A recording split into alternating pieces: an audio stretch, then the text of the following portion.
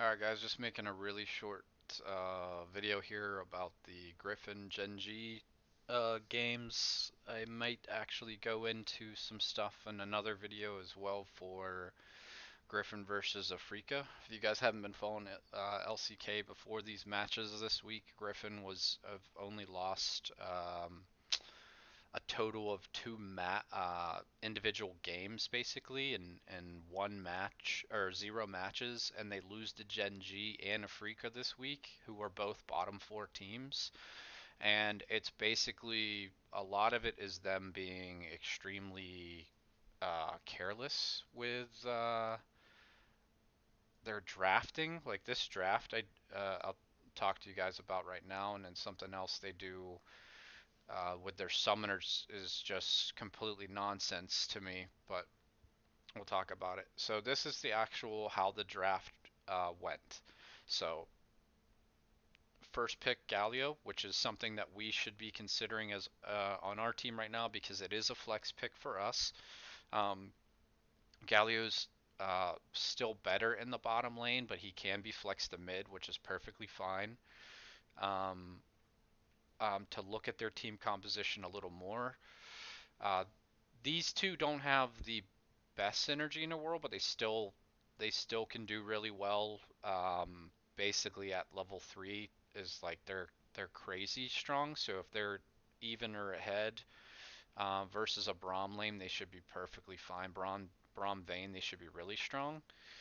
Um, a couple things I really don't like about their composition is what they end up doing with Lucian is just absolute insanity to me. And um, Nocturne isn't a bad pick. He's a lot better when you have a lot of crowd control, and they have extremely limited crowd control on their team, especially because they have a Corki mid.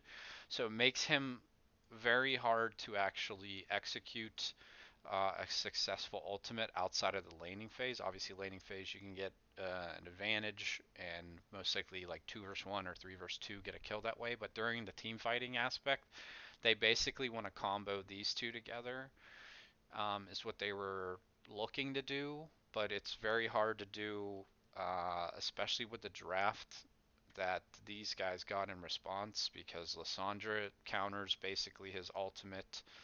Her build path would counter the combo with him as well because she could just Zhonya's. Pop Blossom counters it. Braum ult can counter it. Vayne is vulnerable to it, but she has good protection from everyone around it. So I don't like the Nocturne pick with it being paired with a very high lack of crowd control because we have Rise W and then the pairing with Galio, but Galio has to basically ult to get in there. So now they're 2 versus 5 to start the fight. If uh, versus a very strong disengaged, also engaged team. So I really don't like this draft. And then something else they did, I'll show you in the video. Corki's a good pick. I'm not saying Corki's a bad pick, but pairing it, taking away less crowd control, like the best combination for Nocturne is literally Nocturne Lissandra. Because once you get 6, no matter what, someone's dying, like on their ultimate combinations. So that's my point. Like this draft, these aren't bad champions. None of them are bad champions, but together it's like it's just a big shit show. Um, so if we go into the actual video portion of this game, you'll see right away what they really should never have done is this. Why would you ever have a teleport on Lucian when your goal in picking Lucian is to win the early and high spike to mid game where he can take over basically.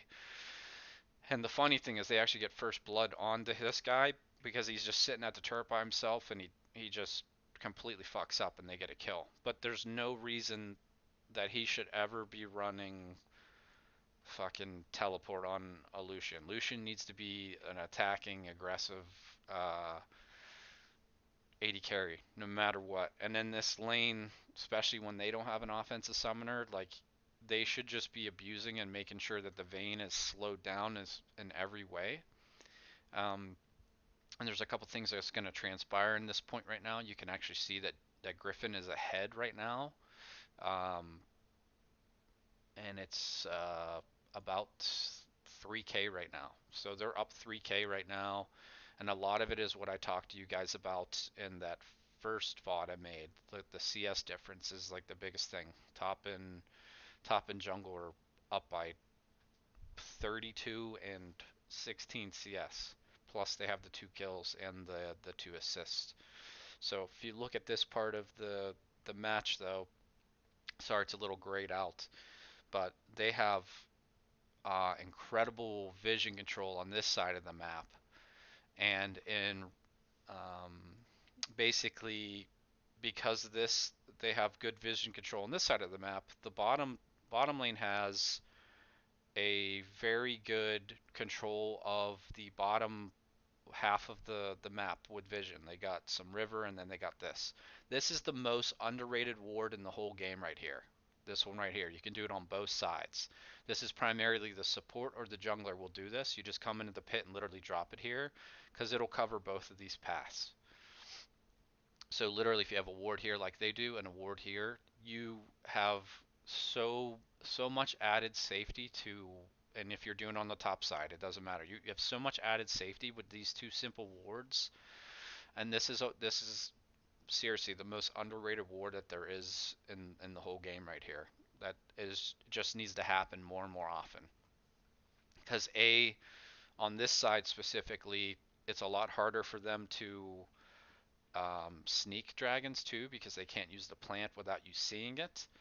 And then also you can just the main objective with your vision is to just track the jungler or if the mid decides to roam. So this is incredibly useful versus these paired too to track the jungler on the bottom side. So then you guys can know if you can be aggressive or not. And you'll see that they actually get a kill.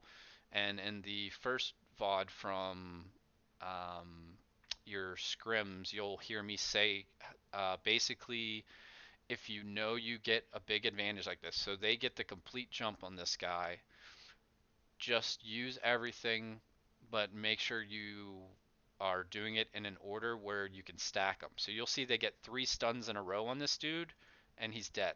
So they literally just get a free kill onto the Vayne because of a really good vision control, and then they don't hesitate on using their abilities, it alts included, um, and they stack them appropriately so they get all 3 stuns off. And Galio's pretty tanky already. He's got tabbies and the completed support item, so it's not anything to take lightly. And then they get a plate off of this. Galio's losing experience on this. Galio actually got both the kills too for Griffin, which is a huge point to note.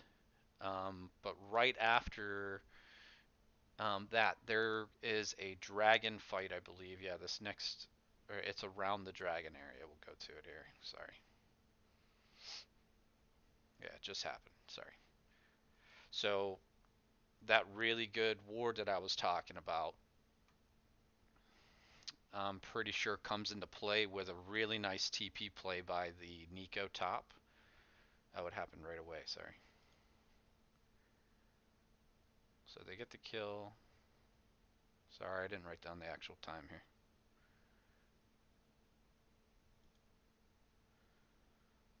So yeah, they still have that ward on the backside, and they're setting up to just ensure that they get information. So you can see they still have the bottom side pinked, and that backside of the dragon is warded.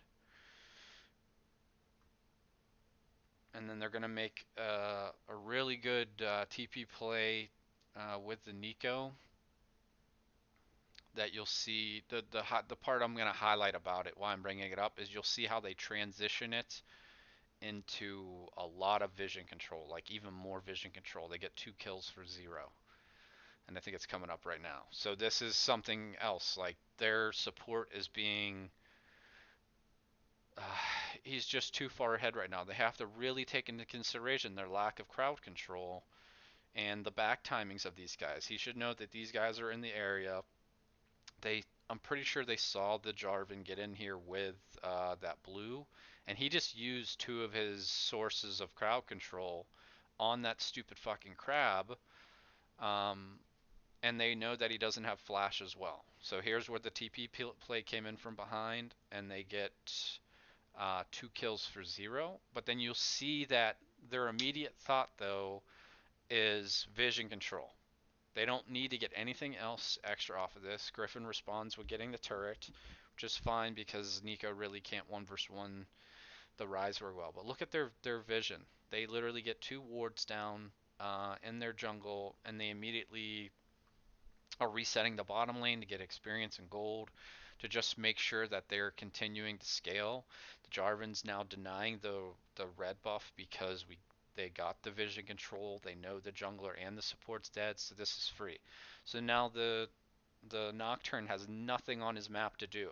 He literally has nothing to do right now because immediately they just start thinking objective based right afterwards, and there's no clear objective to do, so they go straight into vision control and denying of the enemy team's jungle. And it actually looks like on the map that they did raptors as well. If you look at the map, the raptors are up right now, so someone must have done them as well. So they denied them um, the 2 camps and got vision control. That's a huge swing for especially a jungler that was down 30 CS at the point. Yeah, so they did Raptors and Red.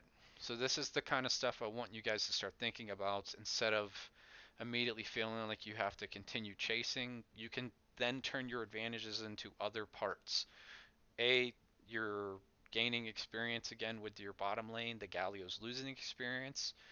The jungler is losing experience. He lost a buff, and you guys are gaining complete vision control on that bottom side, so you can track them a lot easier. So now look at them; they can start this dragon because they know exactly where the enemy jungler is, and he doesn't have his ult up yet. I don't think it's like another 5 seconds or something. So this is a free dragon now.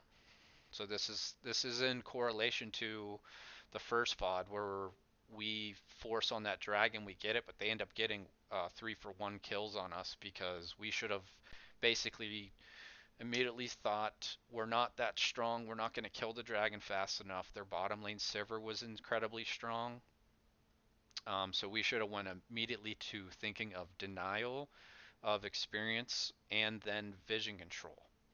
So that's why the point of me showing this to you guys is it's a big part of the game that you guys really need to start working on. So talk to me about this.